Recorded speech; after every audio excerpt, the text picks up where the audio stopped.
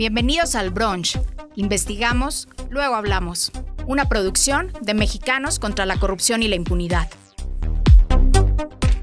¿No tuviste tiempo de leer las noticias más importantes sobre corrupción e impunidad? No te preocupes, en este podcast te contamos en pocos minutos todo lo que debes saber para mantenerte en la conversación y estar bien informado. Soy Marina Gómez Robledo, investigadora de Mexicanos contra la Corrupción, y en este nuevo episodio te contaremos sobre cómo Pemex se empieza a quedar solo, sobre el nuevo organismo llamado Transparencia para el Pueblo que sustituye al INAI. Hablaremos de los lineamientos y principios éticos que Sheinbaum le impuso a Morena, además de lo último en la reforma judicial por si pensabas ir a votar. Y terminamos con una buena noticia que esa no te la adelanto. ¿Ya tienes tu café o mimosa listos? Disfrútalos y acompáñanos.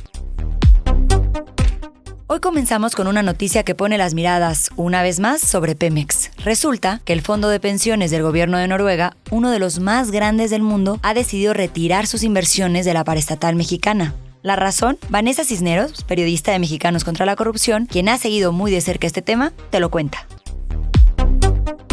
El Fondo Global de Pensiones del gobierno de Noruega acusó a Pemex de ser demasiado pasiva y opaca en materia en combate a la corrupción. Por esto decidió retirar sus inversiones de la petrolera mexicana. En un documento elaborado por el Comité de Ética de este fondo se detallan los casos de corrupción ocurridos a lo largo de 4 sexenios, incluido el que encabezó Andrés Manuel López Obrador. Dos de los principales motivos por los cuales este fondo retiró sus inversiones de Pemex fue la opacidad y la pasividad que el gobierno ha tenido para combatir los casos de corrupción de la paraestatal. Y es que este fondo hizo un análisis de los casos de corrupción desde 2004 hasta 2023 y lo que encontró fue que aunque la petrolera cuenta con un sistema anticorrupción, proporciona muy poquita información sobre cómo funciona. En un informe realizado por el Consejo de Ética del fondo, se indica que Pemex no ha implementado medidas suficientes para prevenir, detectar y combatir la corrupción,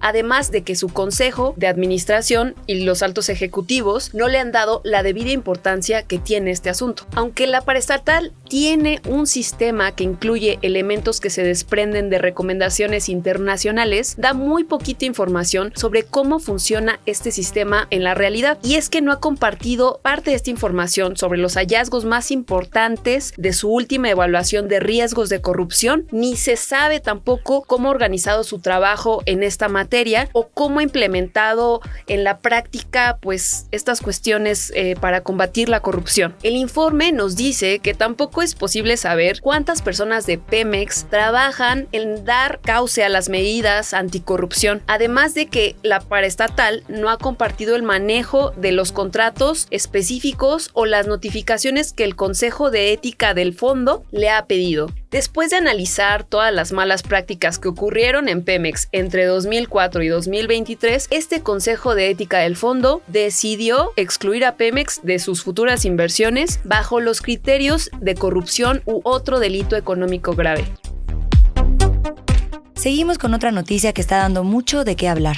Como sabemos, el gobierno decidió eliminar de forma selectiva varios órganos autónomos, entre ellos uno de los más importantes, el INAI. Sí, el Instituto Nacional de Transparencia y Acceso a la Información, ese que periodistas y sociedad civil defendimos porque ha permitido investigar los casos de corrupción más importantes del país.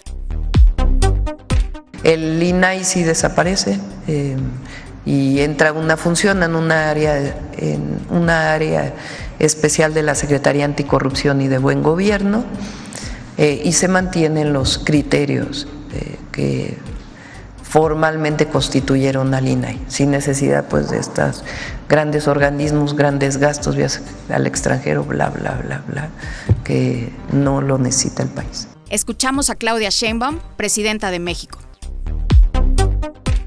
Desde el pasado 12 de mayo, un nuevo organismo llamado Transparencia para el Pueblo asumió oficialmente las funciones del INAI. Esta medida ha encendido las alertas entre especialistas y organizaciones de la sociedad civil. ¿Por qué? Bueno, porque ahora el acceso a la información, un derecho clave para cualquier democracia, queda bajo el control directo del Poder Ejecutivo. Ya no hay una entidad independiente que vigile cómo se maneja la información pública. Para explicarnos a detalle este retroceso, María Marván, la primera comisionada presidenta del antecesor del INAI, el IFAI, nos comparte un análisis muy interesante. Ha quedado completamente enterrado el INAI.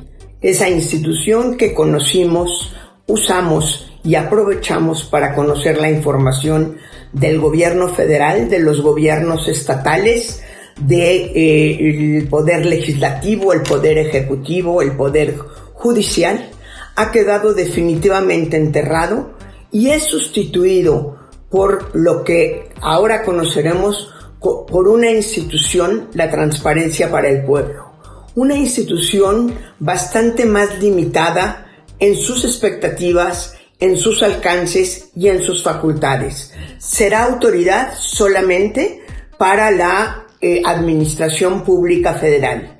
Los caminos que ahora tendremos que recorrer, las personas que querramos conocer información del gobierno, son largos, son complicados y difícilmente llevarán a un buen puerto. Dice la secretaria Buenrostro que con esto deja de ser el acceso a la información una cuestión de élites y pasa a ser una cuestión del pueblo. Difícilmente va a transitar cualquier persona con o sin educación a través de los nuevos procesos que se están inventando y que serán no solo mucho más complicados, sino mucho más costosos. Será imposible impugnar una decisión de la Administración Pública Federal sin la ayuda y el pago, por supuesto, de un abogado. Estamos de luto. No se enterró la transparencia para las élites, se enterró la transparencia para la democracia. Y por si fuera poco, este cambio se hizo sin que se completara el marco legal necesario, ni siquiera se han definido todos los nombramientos clave para que el nuevo organismo funcione de manera adecuada. Esto nos deja ante un riesgo real respecto a nuestro derecho a saber, y con ello se abre la puerta a más opacidad y sí, a más corrupción. Gabriel Espinosa Ibarra, colaborador en Desarmar la Corrupción, explica cómo la Secretaría Anticorrupción asumió las funciones del INAI sin estar lista y los pendientes que quedan para garantizar el derecho de acceso a la información. Esta semana, la Secretaría de Anticorrupción y Buen Gobierno asumió las funciones del extinto INAI a través de nombramientos pendientes y normatividad incompleta a efecto de garantizar el derecho de acceso a la información pública. Esto es así derivado de las modificaciones que surgen de la reforma constitucional denominada como simplificación orgánica, misma que fue publicada en el Diario Oficial de la Federación con fecha del 20 de noviembre de 2024. Entre ellos se eliminaron diversos organismos autónomos, entre ellos al INAI. A partir de esta reforma constitucional se desprende la legislación secundaria en materia de acceso a la información y de protección de datos personales. No obstante, nuestro interés radica en centrarnos en la figura de autoridades garantes. Estas autoridades garantes se encuentran inscritas a través de cada poder del Estado y cada órgano autónomo a nivel federal. Corresponde, en el caso del gobierno federal, a 18 autoridades diferentes. De tal suerte, advertimos que estas autoridades estarán encabezadas por un órgano subordinado al Poder Ejecutivo Federal, denominado Transparencia para el Pueblo. Estas autoridades garantes tendrán a su cargo la función de dirimir los medios de impugnación en materia de acceso a la información que presentan la ciudadanía. Esto es, para efecto de determinar si las respuestas fueron apegadas o no a derecho conforme al marco legislativo de la materia. Sin embargo, de la revisión efectuada, se desprende que no se ha cumplido con el mandato establecido en la reforma, toda vez que no se ha dado cabal cumplimiento a los plazos establecidos en ella. Esto es así toda vez que el marco jurídico contempla como primera fase la adecuación normativa por parte de las autoridades garantes. En segundo orden, la designación e integración de las personas servidoras públicas que conformarán estas autoridades. Y finalmente, la recepción y tramitación de los medios de impugnación a cargo de estas autoridades. Sin embargo, hasta el momento, se aprecia que la única autoridad garante que lleva un avance hasta lo que consideramos la tercera fase de la puesta en operación es la entidad denominada Transparencia para el Pueblo. Esto es, la Secretaría de Anticorrupción y de Buen Gobierno ya realizó la adecuación normativa y recientemente designó a la persona servidora pública que dirigirá ese organismo. Como vemos, a tan solo un mes de distancia de entrar en operación las autoridades garantes, no existe un avance sustantivo en la adecuación normativa, ni en la designación de titulares o en la puesta en operación del resto de las autoridades garantes. En otras noticias no menos importantes, mientras el país lidia con una crisis que parece no dar tregua, narcotráfico, violencia, desabasto y corrupción, pasó casi desapercibida una carta que en otro momento habría encendido titulares. Hablamos de la carta que Claudia Sheinbaum dirigió a Morena. ¿La leíste? Oficialmente se presentó como un recordatorio de los principios éticos que deben guiar al partido, pero si la leemos con atención, más que un llamado moral parece un regaño disfrazado. El documento enumera prácticas que, según López Obrador, ya habían sido erradicadas: amiguismo, influyentismo, uso del poder para el beneficio personal. ¿Te suena? La carta está ahí, pero la pregunta es, ¿alguien dentro del partido realmente la va a tomar en serio? Escuchamos este análisis de María Amparo Casar, presidenta de Mexicanos contra la Corrupción y la Impunidad. La presidenta Sheinbaum envió una carta de modestas recomendaciones, así la llamó ella, a la militancia de su partido. La carta se ha hecho pasar como un recordatorio de los principios éticos que guían a su partido porque los morenistas, dicen ellos mismos, no buscan cargos sino servir al pueblo. Dicen algunos que fue un golpe sobre la mesa ante tantos actos de corrupción y conductas inapropiadas por parte de los integrantes del gobierno, del partido y de los legisladores. Yo ofrezco una interpretación distinta. La desdichada carta tiene otras lecturas y no parece haber sido una buena idea porque atenta precisamente contra su primera y modesta recomendación de que lo principal es mantener la unidad. Esto no lo ha mantenido. Mi lectura del decálogo me parece más bien en estos tres sentidos. O bien un regaño con nombres y apellidos a ciertos personajes, o quizá un listado de todas esas prácticas de la nueva, entre comillas, clase política en el poder que López Obrador nos dijo que habían sido erradicadas. O si quieren también un mea culpa, un reconocimiento de que los principios y las conductas van por diferentes caminos. Una última interpretación, en el mejor de los casos, un conjunto de buenos deseos sin la fuerza para hacerlos valer. Por increíble que parezca, los puntos del decálogo de esta carta son un llamado simplemente a la legalidad, no a los principios de Morena, sino a los de cualquier gobernante, a cualquier funcionario público que está obligado a ciertos comportamientos porque así lo marca la ley. Lo que Sheinbaum dice a sus correligionarios es que no violen la ley, como si fuera opcional. Yo pregunto, ¿de verdad la presidenta les tiene que decir a los morenistas que no se corrompan, que no viajen en primera clase, que no viajen en helicópteros y aviones privados, que no se anden con excesos y privilegios, que no hagan turismo político y, sobre todo, sorprendente, les tiene que decir que no hagan negocios que favorezcan a sus amigos, que no usen el influyentismo para otorgar o pedir favores o que no promuevan a sus familiares? Y la cereza del pastel, ¿cómo explicar que les recuerde a los integrantes del partido que no puede haber colusión con la delincuencia, ni organizada ni la de cuello blanco? ¿Es esta recomendación para el partido o para los gobiernos federal y locales o para ambos? En todo caso, las recomendaciones deberían de sobrar. Bastaría una llamada a que ambos, partido y gobierno, se comporten dentro del marco de la ley. Y ya estamos a menos de un mes de la elección judicial. Cuéntanos, ¿vas a ir a votar?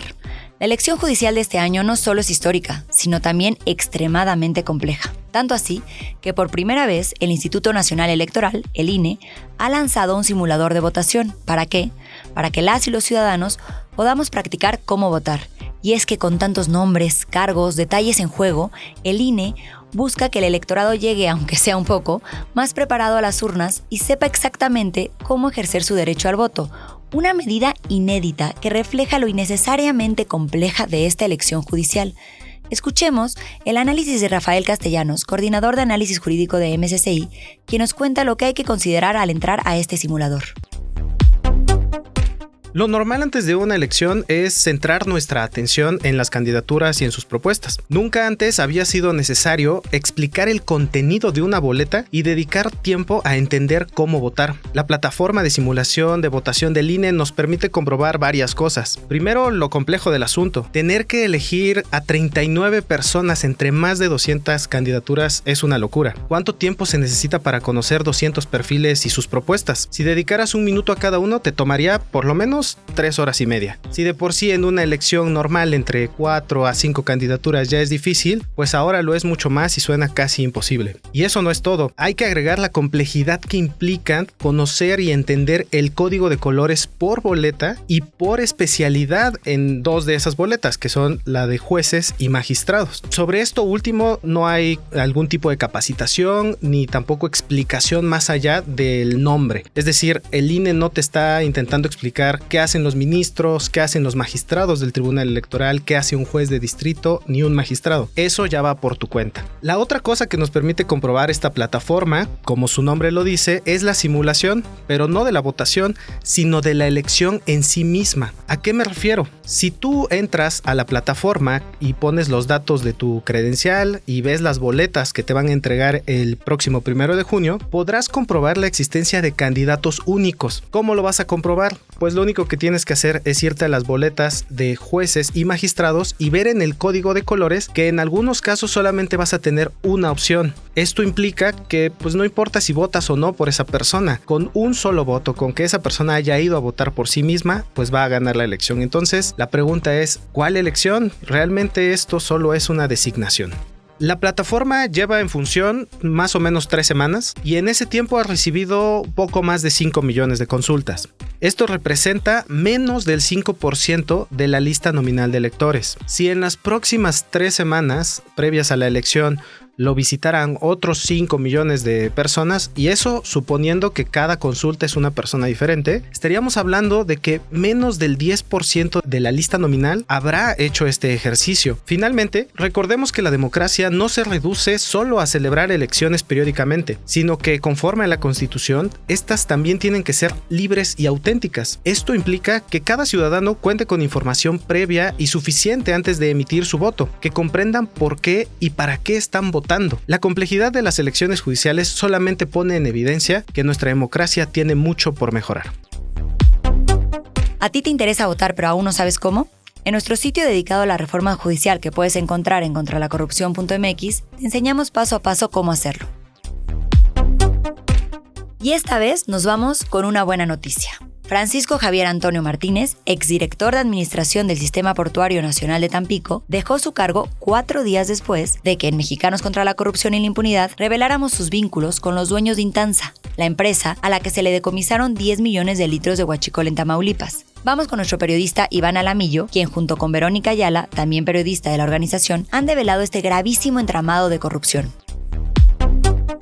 Tras el decomiso histórico de 10 millones de litros de huachicol en el puerto de Altamira, Tamaulipas, 3 funcionarios de la Cipona y de la aduana de Tampico fueron separados de su cargo. Entre ellos se encuentra Francisco Javier Antonio Martínez, quien fue dado de baja el pasado 2 de mayo, apenas 4 días después de que en Mexicanos contra la Corrupción y la Impunidad revelamos que el funcionario federal era socio de los dueños de Intanza, la compañía que importó el huachicol confiscado a finales de marzo en Tamaulipas. Mexicanos contra la Corrupción también corroboró que el mismo día que Francisco Javier Antonio Martínez dejó su cargo, el subgerente de protección portuaria de la Cipona de Tampico, Hugo Alonso Rodríguez Aguilar, también fue separado de sus funciones. Así como también fue separado de su cargo el contraalmirante retirado Luis Jorge Goicoechea Sotomayor, quien era el titular de la aduana de Tampico y quien apenas en enero había llegado a dirigirla. Además de su vínculo con Intanza, Mexicanos contra la Corrupción y la Impunidad también dimos a conocer que en su declaración patrimonial de 2024, el funcionario destituido, Francisco Javier Antonio Martínez, había reportado ser dueño de 18 vehículos, entre los que se encontraban 10 autos clásicos, así como 2 camionetas de lujo y 2 motocicletas Harley Davidson.